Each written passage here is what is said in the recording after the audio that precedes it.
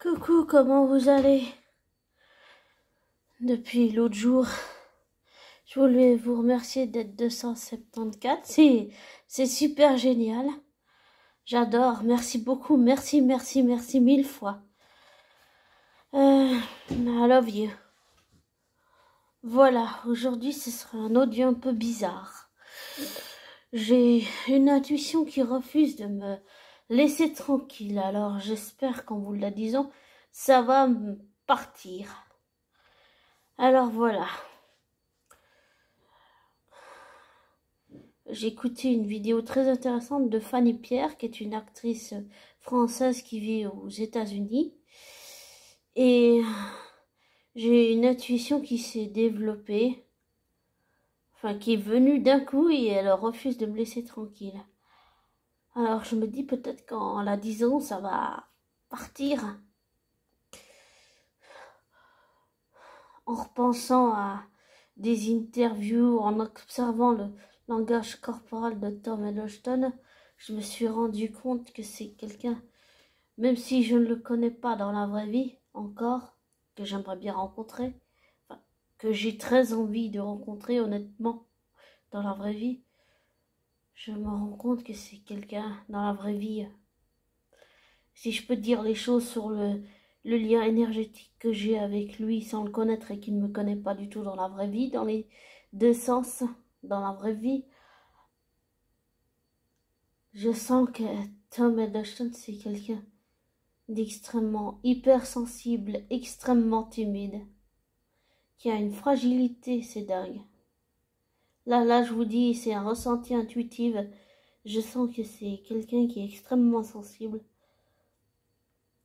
qui a une hypersensibilité très très forte émotionnellement, qui n'est pas forcément à l'aise avec son corps. C'est quelqu'un qui est timide. Désolée pour les bruits environnants. C'est quelqu'un qui est timide, c'est quelqu'un qui sait pas forcément où se mettre. Des fois, quand on est timide, on se tripote les mains, on sait pas où se mettre, on est un peu emprunté, on est gêné, on est un peu coincé en fait. Mais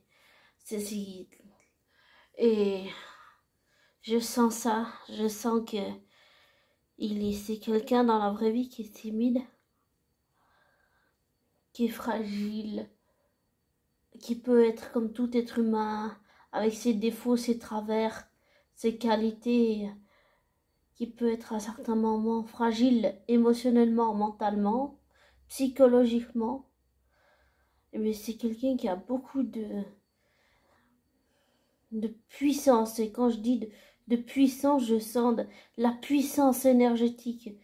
Comme j'avais dit dans une autre vidéo, c'est comme un être, je ne sais pas si on peut dire de lumière, qui a aussi des capacités médiumniques, si on peut dire ça comme ça, et qui les développe. Ça lui fait peur, mais il les développe. Et tout ça mis à bout ensemble, ça fait quelqu'un d'entier, de complet. Et je sens vraiment intuitivement que c'est quelqu'un de timide. Timide, qui peut même être intimidé, et qui est fragile, et qui n'est pas forcément à l'aise avec son corps. Pas toujours, non. Et je crois que j'apprécie tous ces traits de caractère, mais là je parle de la vraie personne, du vrai Tom Hiddleston, sans le maquillage, sans les prompteurs, sans la mise en scène, sans les costumes, sans les micros, sans les scripts, sans les dialogues, sans les monologues, sans rien de tout ça. Voilà.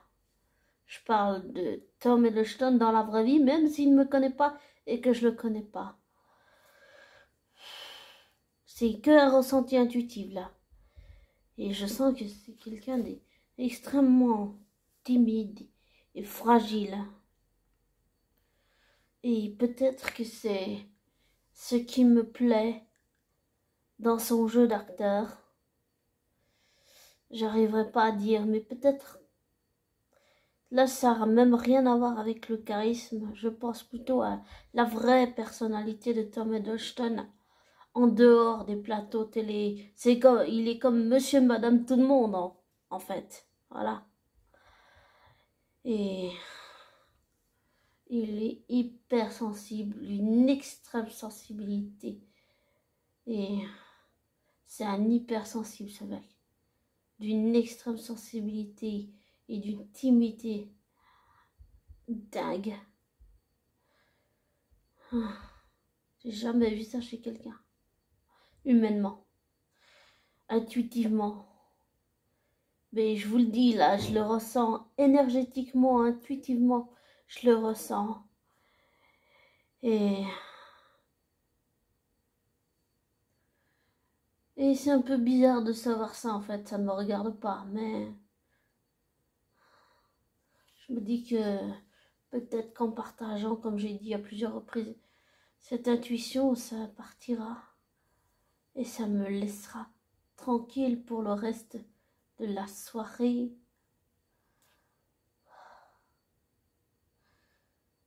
Et j'ai aussi,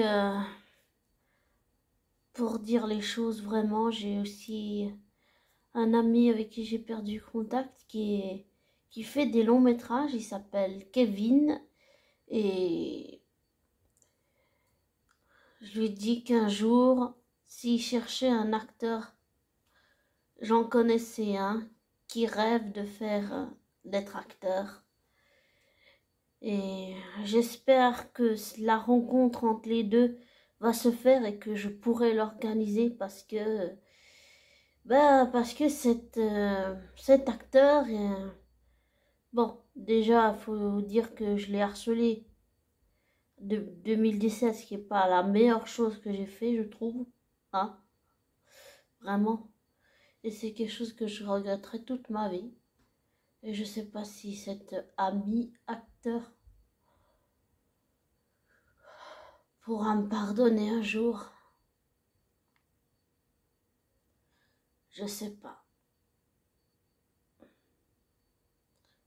Mais le problème, c'est que je le supplie pas de me pardonner parce que je veux pas qu'il me pardonne et que je l'autorise pas à le faire. Et je veux pas qu'il me pardonne. Parce que je me pardonne pas à moi de lui avoir fait du harcèlement pour la histoire. Mais tout ça mis à bout ensemble, je pense vraiment que cet acteur pourra rencontrer ce réalisateur, cet ami Kevin avec qui j'ai perdu contact, parce que c'est quelqu'un qui est très intelligent, qui est très passionné, hein, et qui est, j'allais dire, un excellent acteur, oui, un bon comédien, oui, c'est quelqu'un qui est un très bon comédien.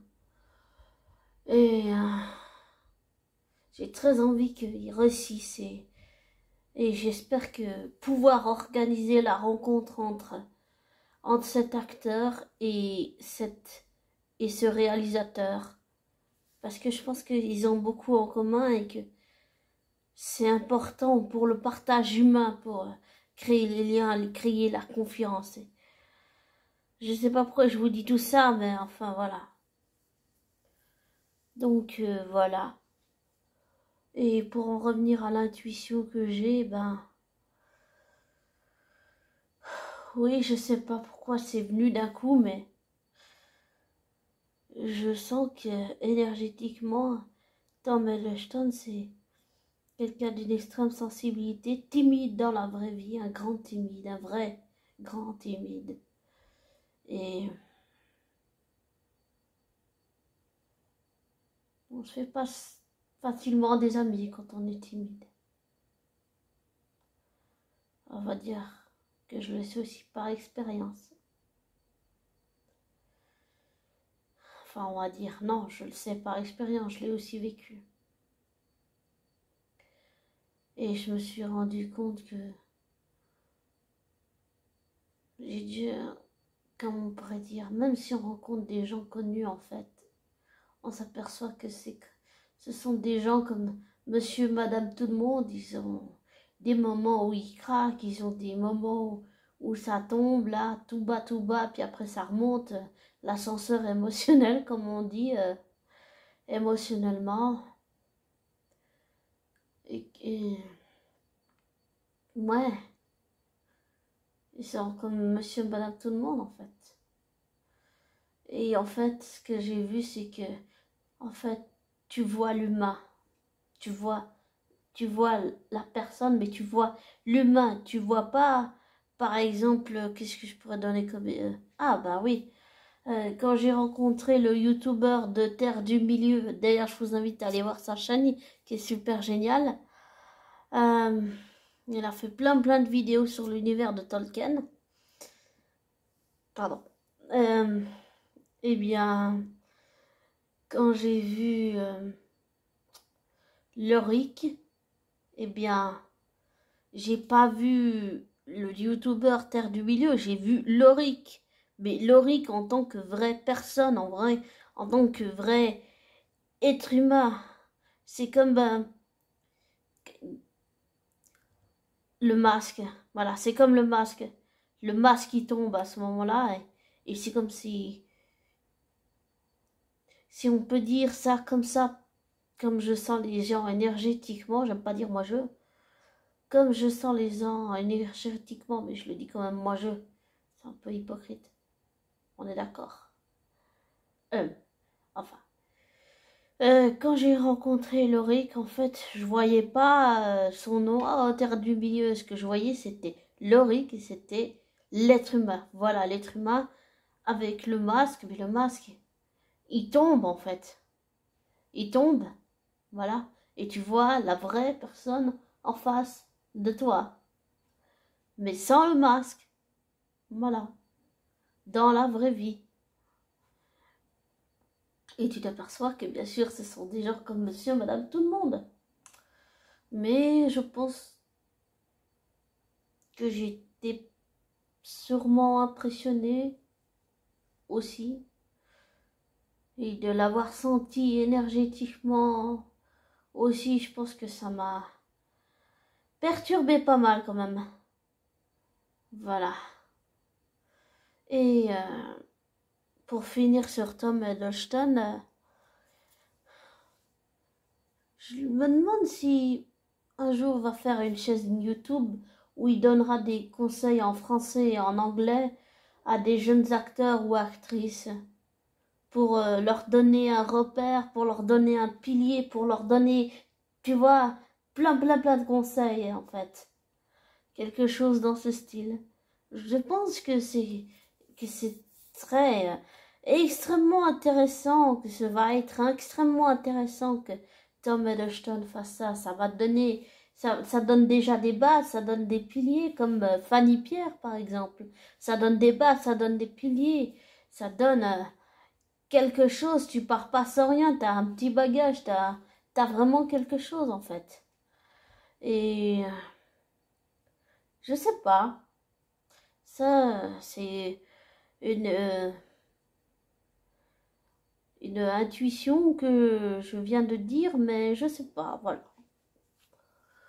Je sais pas. Peut-être qu'il le fera.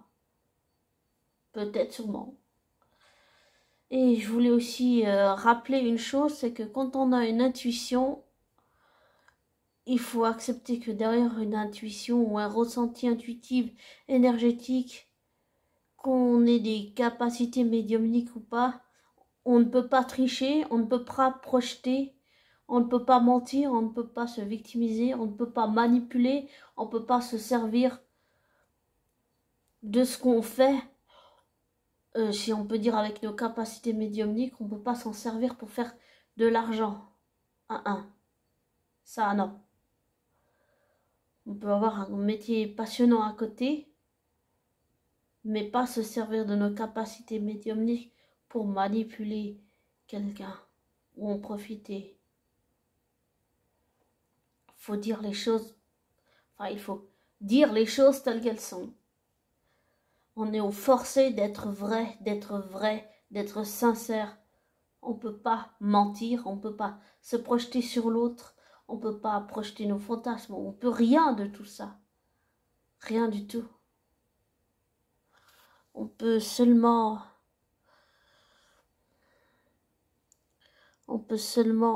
Pardon. On peut seulement être vrai, sincère et authentique. Et je sens que niveau intuitive et authenticité, je sens que je suis poussée à aller dedans. Je suis vraiment poussée à aller dedans, vraiment à fond, à fond, à fond. Et que ça me fait peur en fait. Quand on pense ne pas être digne du bonheur et penser être indigne du bonheur, et qu'on pense que les autres le méritent mais pas nous, c'est difficile d'accepter les compliments. Oh, je dis ça parce que là on n'est plus dans l'intuition, c'est juste que j'ai juste envie de partager. J'ai discuté avec quelqu'un sous une vidéo et cette personne m'a dit que elle appréciait ma voix et tout ça, et qu'elle avait justement venait de découvrir ma chaîne et tout. Et ça me fait vraiment du bien, c'est juste que j'ai pas l'habitude d'accepter des compliments. C'est quelque chose qui m'est encore très, si on peut dire émotionnellement, très difficile. Mais je travaille beaucoup avec la psy pour essayer de changer ça parce que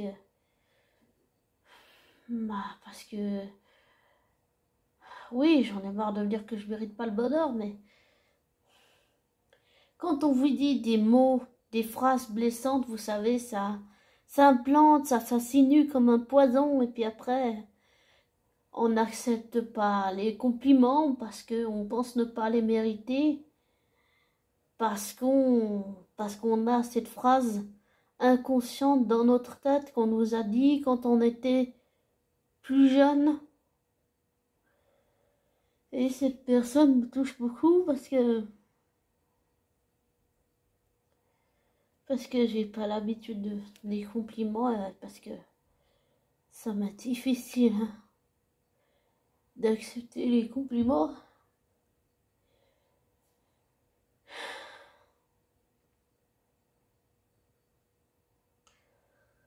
Et que faut que je travaille pour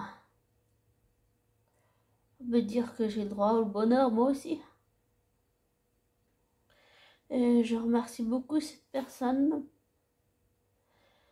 parce qu'elle a touché une corde extrêmement sensible en moi, et je pense que c'est beau que je travaille dessus parce que j'ai l'impression d'être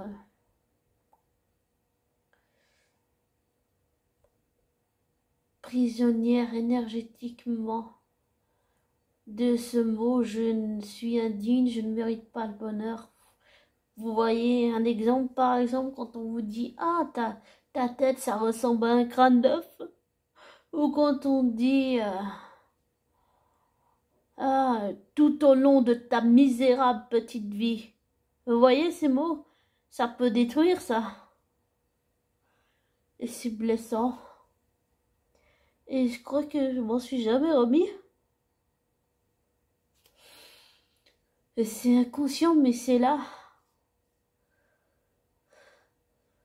On peut pas accuser les parents de tout, on est d'accord, mais j'ai bien le droit de leur en vouloir pour ça. Je pense. Parce que c'est quelque chose que j'ai étouffé très longtemps. Maintenant, il faut que ça sorte. C'est le seul moyen pour que je puisse guérir, je pense, émotionnellement. Alors, je remercie beaucoup cette personne pour ce compliment.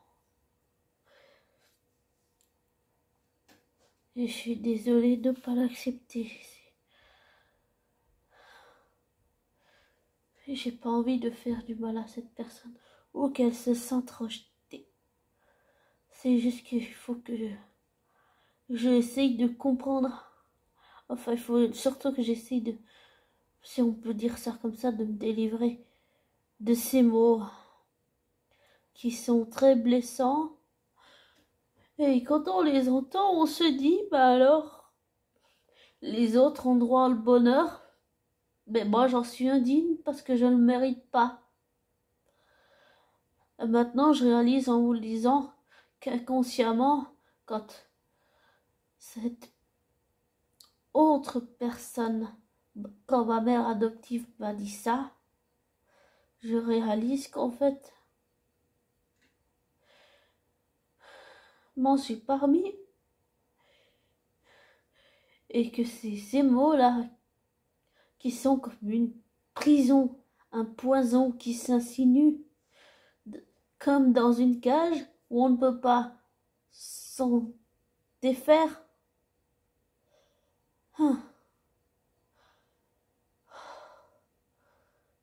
Désolée, c'est juste que ça fait mal de reparler de ces mots qui sont très blessants, mais je pense que c'est nécessaire. Voilà, je me suis un peu égarée. Mais la parenthèse intuition, au cas où, elle est déjà finie.